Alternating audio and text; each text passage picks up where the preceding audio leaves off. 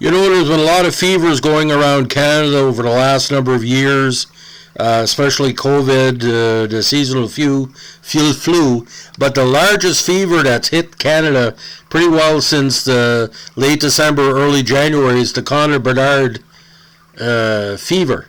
Now, will Connor Bedard end up with a Canadian team or end up in Chicago or Phoenix or one of the lower six in the NHL? Now, the next Connor, not to be confused with Connor McDavid, in the idea of many media, including myself, he's the best 17-year-old I've seen since Gretzky and Lemieux and all those years ago, where Gretzky came in at WHA with Indy, and when Lemieux was playing in the queue before Pittsburgh took him when he tanked that season.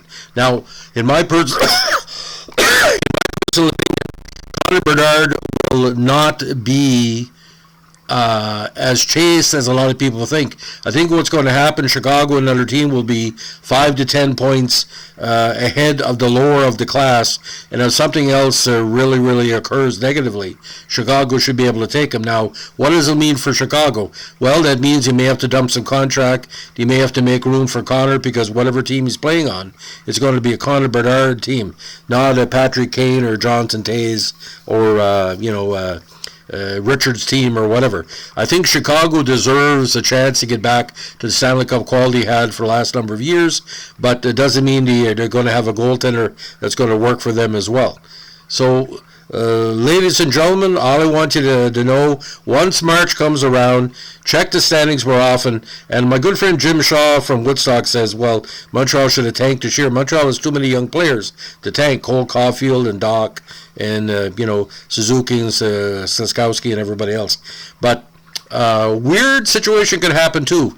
If a team has 22 wins or less by March 1st, who knows what's going to be traded to or from. Maybe certain teams will trade players to opposing teams that are chasing them for the bottom of the standings to keep them out of the play. Like Chicago may drop off some players to, the 5, 6, and 7. It's going to be interesting how it plays out. But Connor Bedard, ladies and gentlemen, if you don't know of any, never heard of him before, like a U.S. fan of the channel, watch the World Junior highlights. You'll see who I'm talking about. He's a sensation, ladies and gentlemen. He's going to easily score 600-700 goals in the NHL. He just needs a chance to play with a good offense. And Chicago can rebuild their offense. But Toronto, no. Edmonton, no. It's going to be an American team that's going to get him. Thanks for listening. Bye.